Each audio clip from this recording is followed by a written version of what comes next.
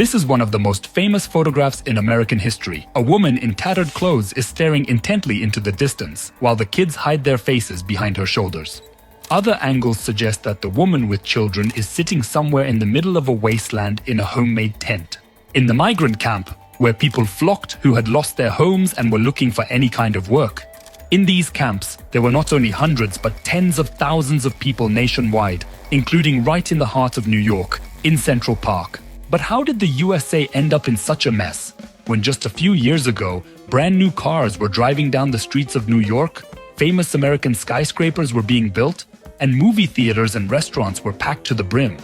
Why did luxury, provocative dancing, and jazz music turn into the scariest economic crisis in American history? How he forever changed the global economy, and what politicians and scientists came up with to ensure that a crisis of such magnitude never happens again. Let's examine how the Great Depression evolved into the starting point for contemporary economic policy. On the screen is a political map of the early 20th century. Africa and Asia are divided into colonies, which primarily belong to Britain and France, while the Russian Empire occupies a sixth of the land. Naturally, these countries have access to the finest resources and markets on the planet, which not everyone is pleased about. Germany specifically is unhappy with this situation. By the start of the 20th century, it had become the second largest economy in Europe and felt shortchanged. Of course, no one planned to voluntarily give away colonies or share resources, so soon in Europe, two alliances began to form. First, the Entente, includes Russia, France, and Great Britain, who want to maintain their position as leaders. The second one is the Triple Alliance consisting of Germany, Austria-Hungary, and Italy. They want to become the new global power and snatch the leaders' resources. The cause of the war is the assassination of the heir to the Austro-Hungarian throne by Gavrilo Princip, a Serbian nationalist. A conflict breaks out in the Balkans, involving the entire continent of Europe and rapidly escalating into the deadliest and most extensive war in human history up to that point in time. The First World War. Any war requires money, but a world war requires a whole lot of money. But where do I find them?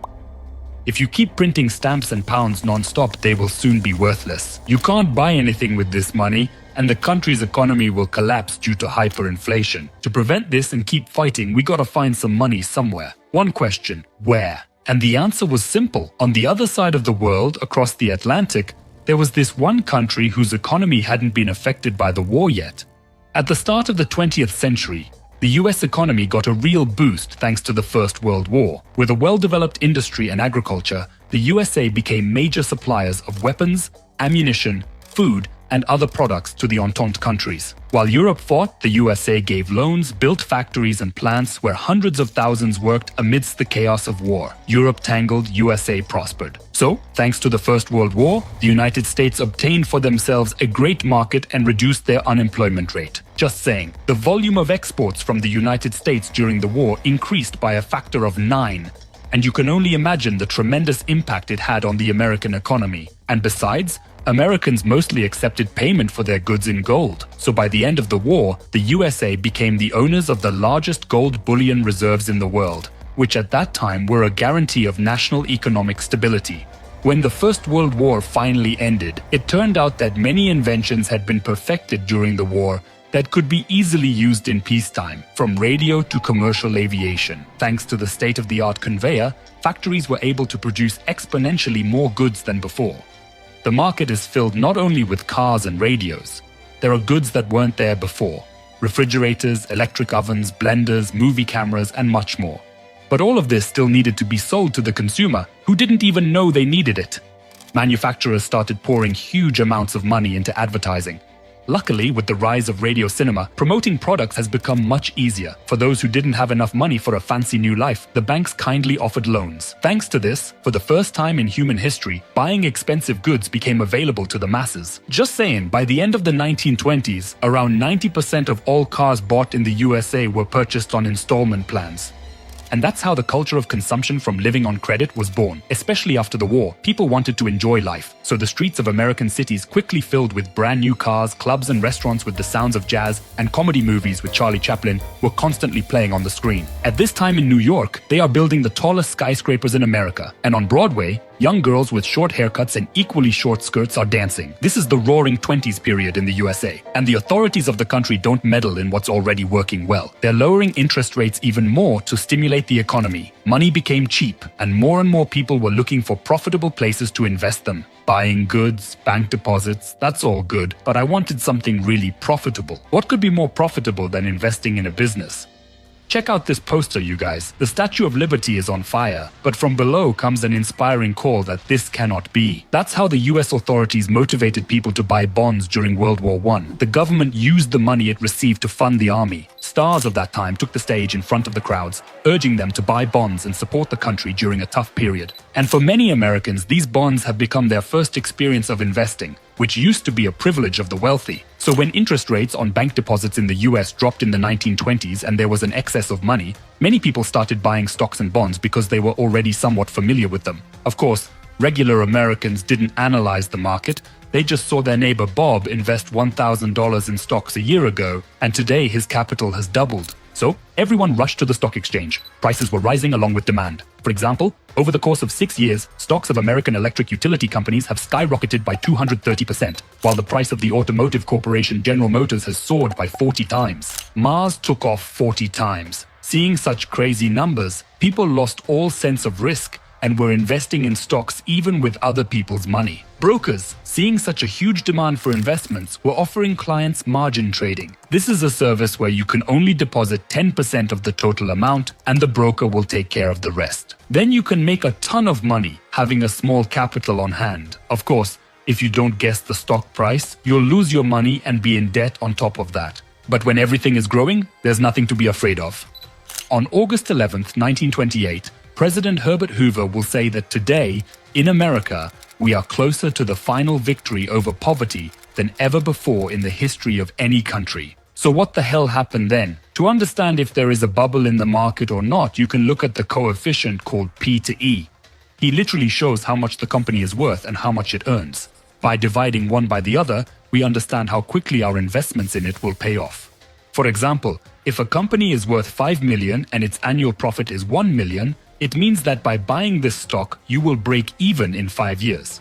So in 2021, the P/E of the US stock market was exactly 5, but by the fall of 29, it had grown to an incredible 32.6. So, like people buying and selling stocks to each other at like higher and higher prices totally inflated the market to like unbelievable values. The 30 largest companies in the USA in September 29th year were worth more than ever before in history. And then came Black Tuesday. In the fall of 29, the powers that be were warning that a gigantic bubble had inflated on Wall Street. But companies can't make money as fast as investors drive up prices. Who in their right mind would buy a company that will only pay off in a whopping 30 years? The stock prices were like a roller coaster ride. They would sharply drop after politicians' alarming statements, then recover through the efforts of big players who were buying cheapened stocks. But one day changed everything. The morning of Tuesday, October 23rd, 1929 started with the stock market suddenly crashing by 11%. Nobody knows what triggered it, but investors suddenly realized they needed to bail out of the game. There was no stopping the avalanche. Everyone who recently bought stocks for $100 was ready to sell them for $70 just to get some money out. But there were no buyers. People's capital was melting before their eyes, and margin trading with borrowed money, which used to bring insane profitability, was now bankrupting people. Big shot bankers from Wall Street were trying to buy up stocks to boost demand. President Hoover was making statements that the economy is in excellent shape, but nothing helped. Over the next week, the market took a nosedive of 40%. Hold on, but what do regular people who didn't buy stocks have to do with it? How did the stock market crash affect the lives of those who didn't even touch this market? Let me break it down for you.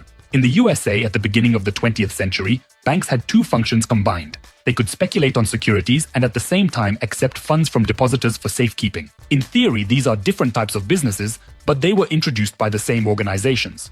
And when the banks were losing money on the stock exchange, they would just reach into another pocket to take funds from depositors and compensate for their speculative losses. This wasn't a secret, So, when panic broke out on the stock exchange, even the slightest rumor that a specific bank might have problems led to huge lines of depositors at its doors. Everyone was scared that as a result of the bank's collapse, they would lose their money and rush to take whatever was left. Of course, in those times of the roaring 20s of capitalism, there was no talk of any deposit insurance system. As a result, the banks started going belly up one after another, and not only the depositors suffered from their bankruptcies, but also the state governments, which had their deposits stored in them. And in 4 years since the crisis began, more than a third of all banks have closed. People, maybe they didn't understand much about stocks and stock indexes, but they saw with their own eyes huge lines at the bank doors. Americans were bracing themselves for the worst and stashing more and more money under the mattress. Demand in the economy has dropped. The companies that have already invested in production couldn't sell their goods now. Without making any profit, they started laying off workers, and the country was hit with unemployment. The sounds of jazz, cinema, and factories of the roaring 20s have been replaced by the cries of strikes. The famous photograph of a child with the question, "Why can't you give my dad a job?" is specifically related to the 1930s, when 1/5 of American workers found themselves unemployed. Farmers took a hard hit from the drop in demand. Prices for their products plummeted so much that they couldn't afford to pay for land rent anymore. Many people would buy a beat-up car with their last savings and drive off to cities, often thousands of miles away from their hometowns, just to find some kind of job. Usually they couldn't find a job and ended up settling in poor people's camps, which grew to several thousand people. In the hood, these settlements were called Hoovervilles, named after the current president of the country. Now try to guess what they called a Hoover blanket, a Hoover flag, and a Hoover cart.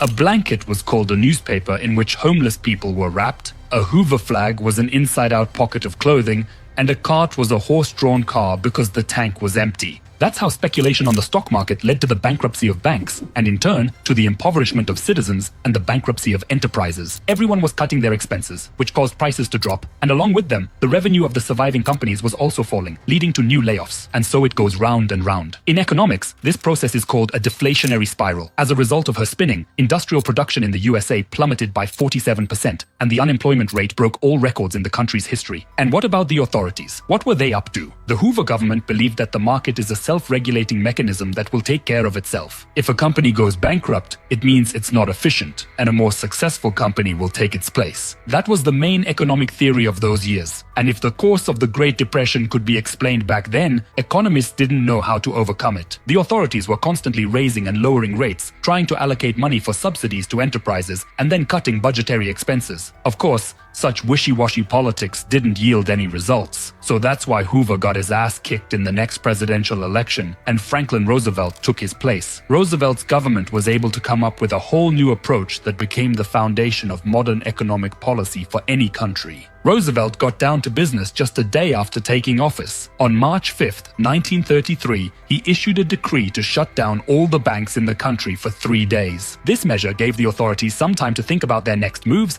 and put a stop to the depositors' raids. Soon, Congress passed the Glass-Steagall Act, which divided banks into deposit and investment. Now, banks couldn't buy stocks with depositors' money. For the first time in history, a deposit insurance system was introduced. People didn't have to worry about their money anymore because the government guaranteed their return. The lines outside the banks started to pile up, and soon it turned out that Americans had replenished their bank accounts with more than $1 billion. The liquidity crisis has ended, and bankruptcies have stopped. In 1934, there were only 9 cases of bank bankruptcies across the country. And Roosevelt also demanded to forcibly exchange gold, which was owned by citizens in bars and coins worth more than $100, for paper money. Basically, with this move, Roosevelt gave the authorities the right to print money not backed by gold, and the USA got the ability to print as many dollars as the economy needs. But what the hell was I supposed to do with all of this? How to help people find jobs and revive businesses?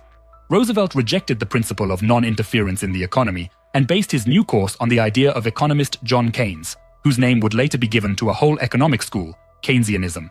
So what unique thing did Keynes propose that the whole government grabbed onto his idea?